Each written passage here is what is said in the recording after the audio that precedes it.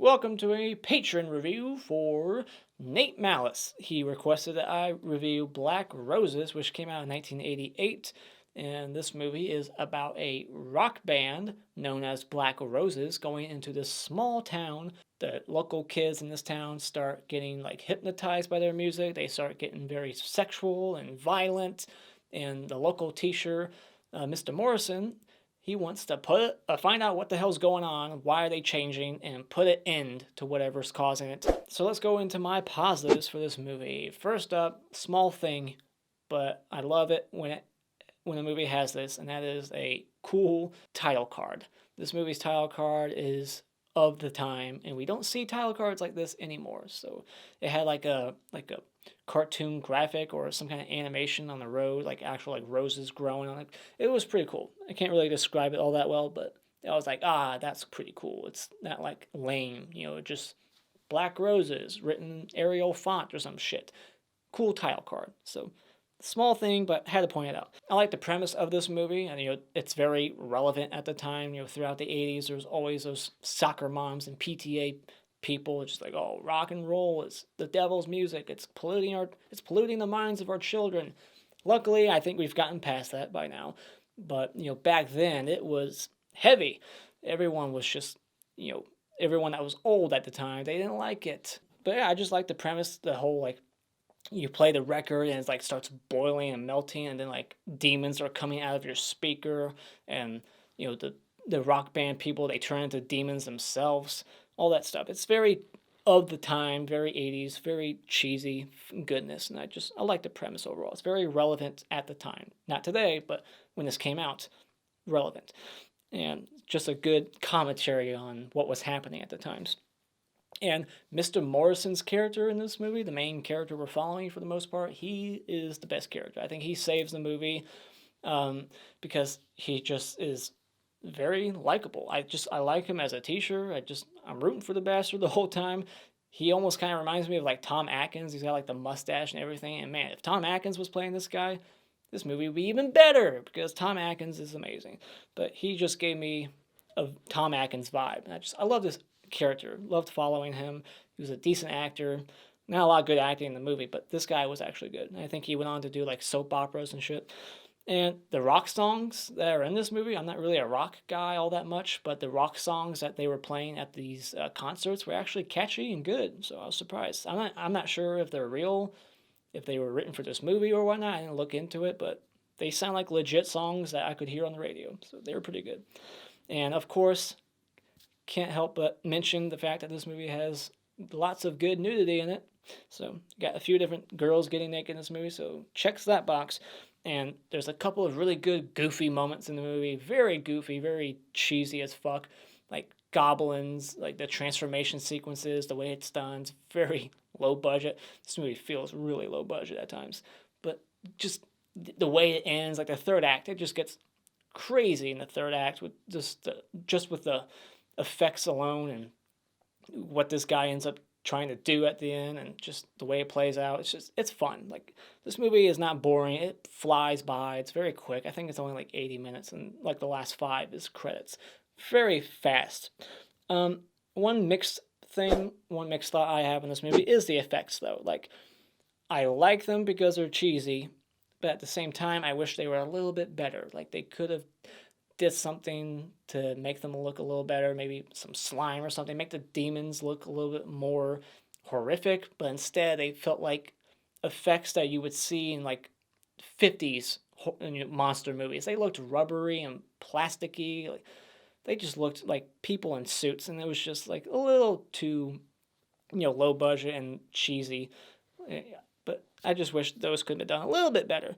Still enjoyed it, but just wasn't too crazy about it. Negatives for the movie: the music, besides the rock songs within it, but the music, just the score overall, it felt like something out of a Leprechaun sequel. Just very relentless for one. It was just playing nonstop. Every scene that didn't need music had music. It was there was just constantly background music playing throughout almost 90% of the film. It's dude, we don't need music playing right now. Just calm down. And it just seemed like a low budget, soundtrack, and it just wasn't working for me. It was just too much. And the kills that we see in the movie are not that great. There's one that stands out because of what's happening on screen. The guy getting like sucked through a speaker. That's the standout kill for the movie. But we get like a throat slit that cuts away real quick, and a person getting ran over. And there's nothing like kill wise in the movie that like is outstanding. Nothing fantastical or anything like that. So the kills could have been better. And there's some purple like laser effects. There's like some like visual effects in the movie that kind of age it that weren't even really necessary. I think it was during like a transformation sequence where when this person was turning into a demon, there's like all this purple stuff over her body. It's like that's not needed.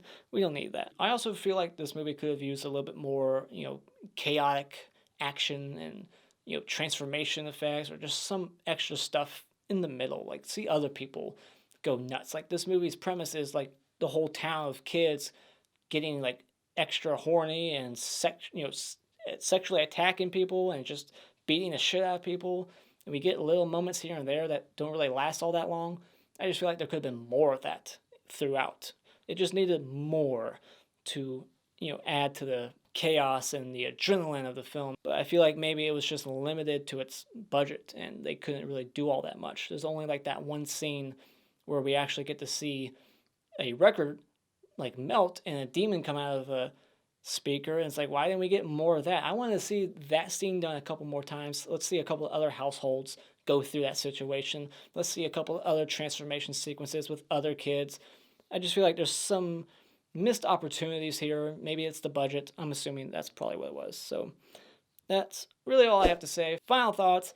I thought this was a pretty fun, well-paced, cheesy, fun ride with just a weird, awesome premise and some not so great effects, but still cheesy and fun. And I think that if you like B horror movies, that this is definitely up your alley. It's not taking itself too seriously, although it does seem to be kind of taking itself seriously, but I think that adds to its charm, and therefore I think it's definitely worth a watch. Although you can only watch it on YouTube right now. There is no Blu-ray or DVD that I know of.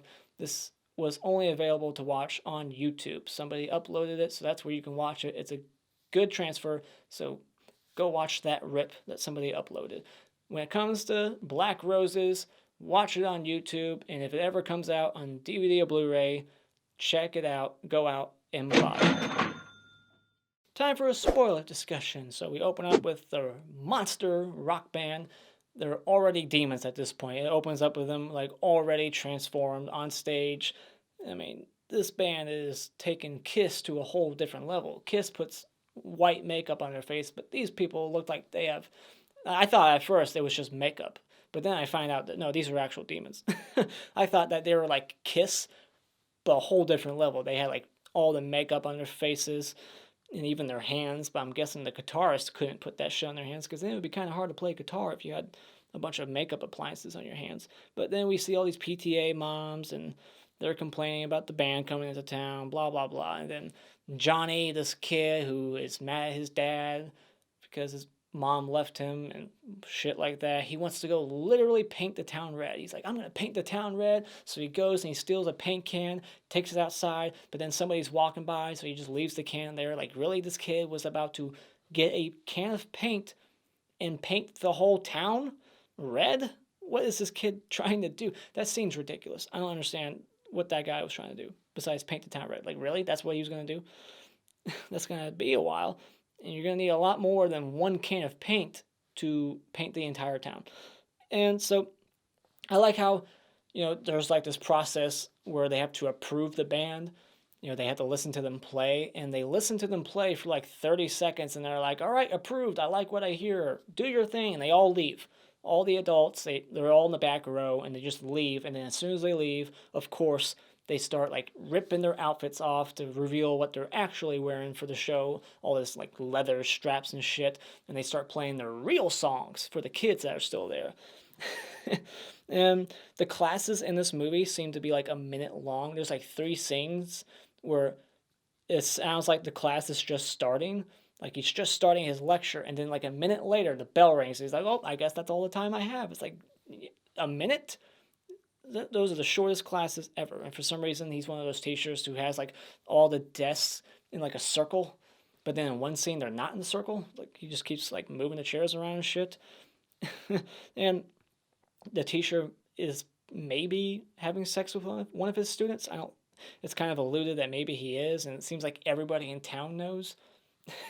So we got one of those situations going on, and like even when he's talking to like the lead singer of this demon rock band, he even knows about it. But that makes sense because he's supernatural, so I guess he would know. But when he brings it up to him, he's not nowhere near as upset as he should be, especially if he's not fucking one of his students. He should be more defensive, like, no, that's not true at all. He just kind of goes, what did you say?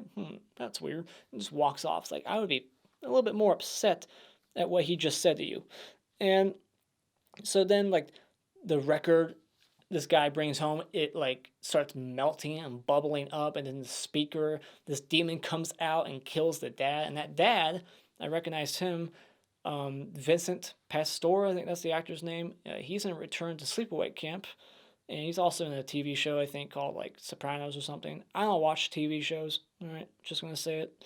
So if you ask me about my opinion on TV shows at any point, I'm gonna say I don't know about that because I don't watch TV shows. I'm just not a TV show person. But I recognize this guy from Return to Living Dead, Return to Sleepaway Camp as the guy who got ate by the rats. And yeah, so this dad, he gets killed by this like demon that comes out of the speaker and drags him into the speaker. I thought that was a cool scene. And it got me hyped up for the rest of the movie. I was like, oh my God, this is awesome. Like, let's keep doing this. And unfortunately, there's only like a couple more moments kind of like that later on that I'll get to. But I think there should have been more of that. You know, cut to a different scene right after that where there's another family getting attacked and maybe a different creature's coming out. And, you know, just do more of that. That's what we needed. And so then after the father gets taken through the speaker, we get the members in the audience, like the audience people, as the rock band's playing, they like look like they have like all their life sucked out of them. They just shrink and shrivel like very quickly. They almost look like they're that zombie in Return of the Living Dead, the one that's like, we need brains to help the pain. Like their faces like sink in, they just look like corpses. But only a few people in the audience are getting that effect done on them. And so this could only happen when it's a guy in the situation, a guy finding a naked woman in his room. He doesn't know her, I don't think. And he's just like, he's totally cool with it. You know, if you reverse it, it's not going to work the same way. Like, if a woman woke up in the middle of the night and saw a naked guy in her bedroom, she'd be screaming, she'd be panicking. But this guy sees a random naked woman in his bedroom. He's just like, dream or not a dream, I don't care. I'm into this. So they have sex, and then the woman just disappears. But yeah, that was a weird scene. And then this kid ends up going downstairs and just blasting his dad in the face, shoots his dad in the face 6 times, like Dr. Loomis. And that was just mean. Like, no reason. He hates his dad that much for some reason. They never did anything to make his dad seem like a dick. So it's not one of those kills where you're like, yeah, kill that evil asshole. It's like, oh shit.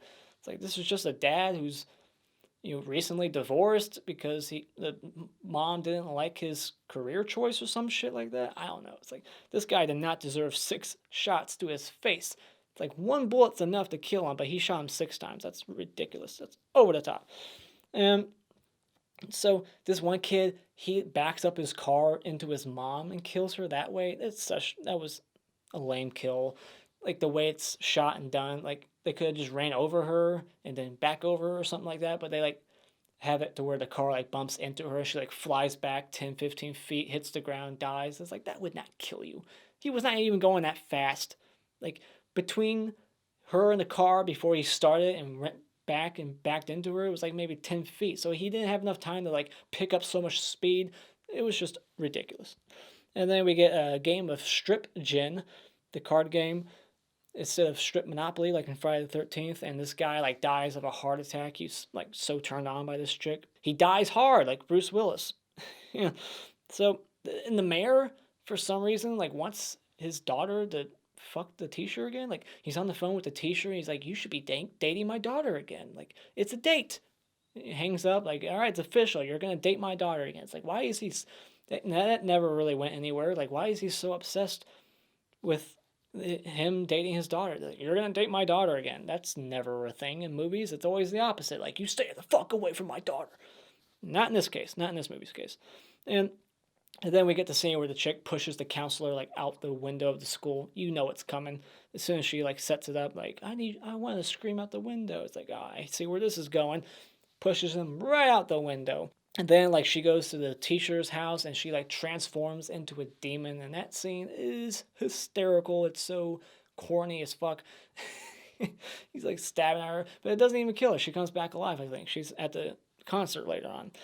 And so that was weird, but just I love that scene. Like she's like transforming, and she's got like this long extended neck, and it's like her body's normal, but just like her arms and neck and head are like demonified, like zombified or whatever. She's like some kind of demon zombie. Like some of them look like zombies a little bit, and then some of them look kind of goblinish, like goblins and demons and shit. I don't know, but yeah, that scene was just hilarious. And then we get this long like whole minute scene where it's just a girl's chest. Like that's all we see is a girl like take off her shirt, and then she starts just rubbing her own body for like a full minute and a half. Like just that's it. It's like she's holding them to like make sure that they're still there, like to make sure they're in place, like they're not gonna fall off. Like they're still there. Yeah, all right. And then like that scene was ridiculous. Like what is that scene for? What's going on there? I have no idea. I'm not gonna complain though. The tits look good, but what the hell's going on? Why is there just a random girl rubbing her body for a full minute, and then that scene's over? It's like I don't understand. And then this girl like bludgeons her stepdad in the head, like, beating him with like a big old ashtray or something. I didn't know what it was, but beating his head in again and again. And then she like sneaks up in this on this one girl in her car, slits her throat, cuts away real quick. So like I said, the kills aren't that great in this movie. That could have been better. And then so the Tom Atkins looking dude in this movie, he gets the brilliant idea to wait for them to go into the concert so he can burn the place down to the ground. But instead of like pouring gas at the entrance and lighting it there, he like sneaks in and they're all like hypnotized. He's the guy's on stage saying like I'm your master in like a demon voice, and he like thinks he can sneak onto the stage and start pouring the gas in front of everybody and then try to light a match, and he gets caught, of course. But it's like, you moron, why wouldn't you just pour the gas somewhere else at like the entrance or something? Like that was not the way to go. That was not a good decision, buddy. So and then it's like fire's their weakness. They're demons from hell. Why would fire be their weakness? Like he thinks lighting this band on fire is gonna do shit. I don't think so. They're from hell. And so after he does eventually like light the place on fire after this incredibly cheesy fight between Tom Atkins dude and the monster in a clear rubber suit, like he lights the place on fire and we get like immediate emergency response. Like there's already an ambulance and cops and fire truck right outside. It just hard cuts him out the building. There they are, all ready to go to put the fire out. And yeah, the main guy, his name is Damien. I'm guessing that's like a wink to The Omen. The leader of the band, his name is Damien. So I figured that was clearly a nod to the Omen franchise. So yeah, that's really about it. I think that's all there is to talk about. But yeah, it's silly. It's silly fun. It's very just rewatchable nonsense. It's a little slowish in the first act.